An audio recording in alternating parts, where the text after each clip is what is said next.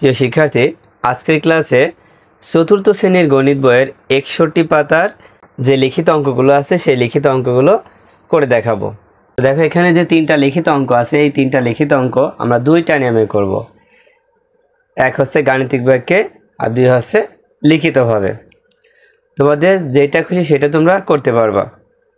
ক নম্বর দিয়ে লেখা আছে, প্রতিটি সিঙ্গারার দাম 6 টাকা এবং আমার কাছে 100 টাকার একটি নোট রয়েছে। আমি 10টি সিঙ্গারা কিনে কত টাকা ফেরত পাবো? দেখো, এখানে কিন্তু দেওয়া আছে যে প্রতিটি সিঙ্গারার দাম 6 টাকা। প্রতিটি মানে একটি, তার মানে একটি সিঙ্গারার দাম 6 টাকা। এখন সিঙ্গারা কিনবে কয়টা? দেখো 10টি। তাহলে 10টি সিঙ্গারার দাম কত হবে? তোমরা মনে মনে হিসাব করে ফেলো।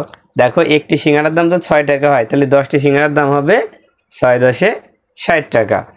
এখন যদি তুমি 100 টাকার একটা নোট দাও, তাহলে দোকানদার তোমাকে কয় টাকা ফেরত দিবে? দেখো, পরে কি করতে হবে? বিয়োগ করতে হবে। প্রথমে গুণ করতে হবে, তারপরে বিয়োগ করতে হবে। তো প্রথমে আমরা লিখিতভাবে করব, তারপরে গাণিতিক বাক্যে করব।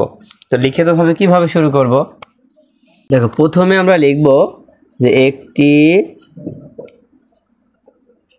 সিঙ্গারার দাম 6 টাকা। তাহলে কয়টি সিঙ্গারা কিনবে? 10টি। 10টি সিঙ্গারার দাম কি করতে হবে? গুণ করতে হবে। 10 × 6 কত হবে? 6 × 10 = 60 টাকা। এটা গুণ কিভাবে হবে তোমরা তো আগেই বুঝতে পেরেছো। আচ্ছা, এখন দেখো, আমার কাছে 100 টাকার একটা নোট আছে। তাহলে 100 টাকার নোট যদি আমি দোকানদারকে দিই, তাহলে দোকানদার আমাকে কত টাকা ফেরত দিবে? আমি কিন্তু 60 টাকার সিঙ্গারা কিনেছি, আর আমি দোকানদারকে দেব 100 টাকা। তাহলে দোকানদার কত ফেরত দিবে?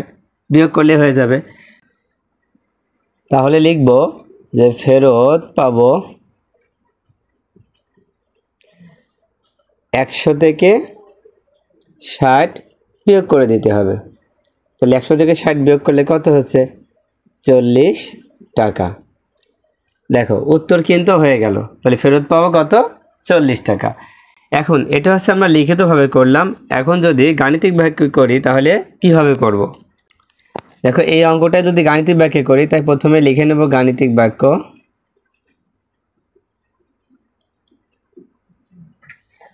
তো দেখো, প্রথমে 100 টাকা ছিল না, প্রথমে আমরা 100 টাকা লিখে নেব। 100 টাকা লেখার পরে একটা বিয়োগ চিহ্ন দেব। দেখো, বিয়োগ করেছিলাম না, বিয়োগ চিহ্ন দেব। দেওয়ার পরে এখন দেখো, সিঙ্গারা কিনেছিলাম 10টি, একটি সিঙ্গারার দাম হচ্ছে 6 টাকা। সেজন্য 10 আর 6 গুণ হবে। এখন এইটা আমরা করব কিভাবে? দেখো, প্রথমে 100 বিয়োগ 10 আর 6 গুণ করো। 6 × 10 = 60। 100 থেকে 60 বিয়োগ করলে আছে 40 টাকা। তো গাণিতিকভাবে করলে অঙ্কটা খুব ছোট হবে, আর লিখিতভাবে করলে অঙ্কটা একটু বড় হবে। তো যার যেটা ভালো লাগে সে সেটা করবে। আচ্ছা, এবার খ নম্বর দেখো, একটি ইলিশ মাছের দাম 300 টাকা এবং এক জোড়া কবুতরের দাম 200 টাকা। একটি ইলিশ মাছ এবং একটি কবুতর কিনলে আমার মোট কত খরচ হবে? দেখো, লিখিতভাবে করতে হলে প্রশ্নটা অবশ্যই তোমাকে ভালোভাবে পড়তে হবে। প্রথমে আছে একটি ইলিশ মাছের দাম কত? 300 টাকা। দেখো, একটি ইলিশ মাছের দাম কিন্তু 300 টাকা দেওয়া আছে। তারপরে আছে এক জোড়া কবুতরের দাম। আচ্ছা, এক জোড়া মানে কয়টি? দেখো, 2টি। তার মানে 2টি কবুতরের দাম হচ্ছে 200 টাকা। এখন একটি ইলিশ মাছ এবং একটি কবুতর কিনলে তোমার কত টাকা খরচ হবে? দুইটাই কিন্তু একটির কথা বলছে। দেখো, এখানে আমাদের একটি ইলিশ মাছের দাম তো দেওয়াই আছে। এখন প্রথম আমাদের কাজ হচ্ছে যে এক জোড়া কবুতর দেওয়া আছে না, এই এক জোড়া থেকে আমাদের একটা কবুতরের দাম বের করতে হবে। তাই প্রথমে লিখে নেব যে এক জোড়া সমান 2টি। তাহলে 2টি কবুতরের দাম কত টাকা? 200 টাকা। এখন বের করব একটি কবুতরের দাম। একটি কবুতরের দাম এখন গুণ হবে না ভাগ হবে? দেখো, 2টির দাম যদি 200 টাকা হয়, তাহলে একটির দাম কম হবে, আর কম বললেই ভাগ করতে হয়, ভাগ 2। এখন 200-কে 2 দিয়ে ভাগ করলে হবে 100, তার মানে একটি কবুতরের দাম 100 টাকা। এখন আমাদের উত্তর বের করতে হবে যে একটি ইলিশ মাছ আর একটি কবুতরের কিনলে মোট কত টাকা খরচ হবে। তার মানে দুইটাই তো আমরা একটি একটি করে পেয়েছি। বড় করে লিখলাম, প্রথমে লিখলাম একটি ইলিশ মাছের দাম কত টাকা, 300 টাকা। আর একটি কবুতরের দাম কত, 100 টাকা। তাহলে মোট খরচ হলো, মোট খরচ হবে, মোট কত টাকা খরচ হবে দেখো, দুইটা যোগ করে দাও, দুইটা যোগ করলে হবে 400 টাকা, কারণ 300 আর 100 যোগ করলে 400 টাকা। দেখো খ নম্বর অঙ্কটা কিন্তু হয়ে গেল। একটি ইলিশ মাছ এবং একটি কবুতর কিনতে তার খরচ হবে 400 টাকা, এটা হচ্ছে উত্তর। তোমরা উত্তর লিখে নিতে পারো যে উত্তর 400 টাকা। দেখো এই অঙ্কটায় যদি আমরা গাণিতিক ব্যাখ্যা করি তাহলে কিভাবে করব। দেখো এখানে আমাদের প্রথমে 300 টাকা দেওয়া ছিল না একটি ইলিশ মাছের দাম, আমরা প্রথমে 300 টাকা লিখে নিলাম, এবার যোগ চিহ্ন দিলাম, দেওয়ার পরে দেখো এখানে এক জোড়া কবুতর ছিল, তার মানে এক জোড়া যখন থাকবে এক জোড়া থেকে আমাদের একটি দাম বের করে নিতে হবে। তাই এখানে 200-কে আমরা ভাগ দেব 2 দিয়ে।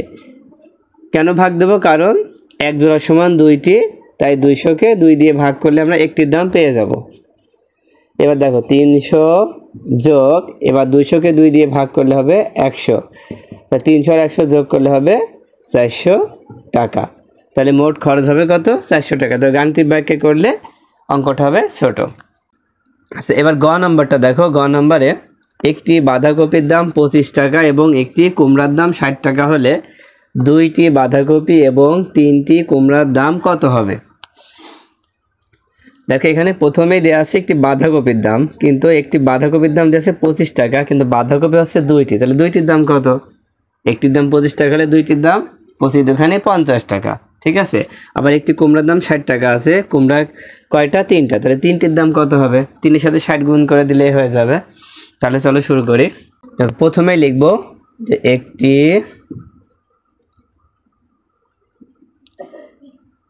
বাঁধাকপির দাম 25 টাকা, অতএব কয়টি বাঁধাকপি, দেখো 2টি বাঁধাকপি, তাহলে লিখব 2টি বাঁধাকপির দাম 25 গুণ 2 কত হচ্ছে 50 টাকা। দেখো বাঁধাকপির দাম বের হয়ে গেল। এবার কুমড়ার দাম বের করব, লিখব আবার একটি কুমড়ার দাম 60 টাকা, তাহলে কয়টি কুমড়া, 3টি কুমড়ার দাম গুণ হবে 60 গুণ 3, একটির দাম যদি 60 টাকা হয় তাহলে 3টির দাম বেশি হবে, তাই কি হবে, গুণ হবে। এবার গুণ করো, দেখো 3 আর 6 গুণ করো, 3 6 18, আর এই শূন্যটা বসাই দিলাম, 180 টাকা। এবার সর্বশেষ দেখো 2টি বাঁধাকপি এবং 3টি কুমড়ার মোট দাম কত এখন বের করব।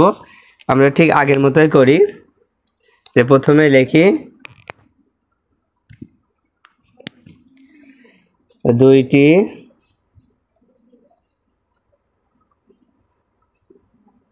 বাঁধাকপির দাম 50 টাকা আর 3টি কুমড়ার দাম 180 টাকা। এবার 2টা যোগ করে দিই, তাহলে মোট দাম হবে, তাহলে মোট দাম, ও 0 আর 0 যোগ করলে 0, 8 আর 5 যোগ করলে 8 5 13, 3 হাতে 1, সে 1 একের সাথে যোগ করলে হবে 2, তার মানে কত, 230 টাকা। তাহলে গ নম্বরের উত্তর হচ্ছে 230 টাকা। দেখো গ নম্বর অঙ্কটা গাণিতিক বাক্যে করলে কিভাবে হবে, তাই প্রথমে আমরা লিখে নিই যে গাণিতিক বাক্য।